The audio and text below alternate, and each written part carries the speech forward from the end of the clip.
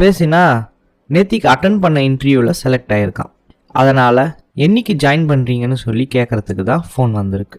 நாளையிலேருந்தே join பண்ணிடுறேன்னு சொல்லிவிட்டு ஆஃபீஸ்க்கு போட்டுட்டு போக புது துணி வாங்கிறதுக்கு வெளியே கிளம்பிடுறான். போய் துணி கடையில் போய் துணியை வாங்கிட்டு வரும்போது மறுபடியும் ஃபோன் கால். யாரும் இல்லை, கிராமத்தில் இருந்து அவனோட அப்பா அம்மா தான். அவங்ககிட்ட பேசிட்டு வீட்டுக்கு வந்துடுறான். வீட்டுக்கு வந்ததுக்கப்புறம் பழைய துணியெலாம் வாஷிங் மிஷினில் போட்டு மறுபடியும் குளிச்சுட்டு தூங்க போயிடுறான். அதுக்கப்புறம் தினமும் அவன் ஆஃபீஸ் போயிட்டு வரான்.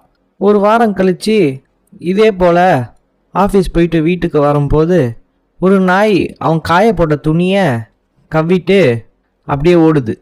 அந்த நாய் பின்னாடியே ஓடுற இவன் கார்டனில் ஒரு கல் தடுக்கி கீழே விழுந்துடுறான். என்னடான்னு பார்த்தா அவன் எடுத்துகிட்டு வந்த அதே கல் தான். அது அவன் எடுத்து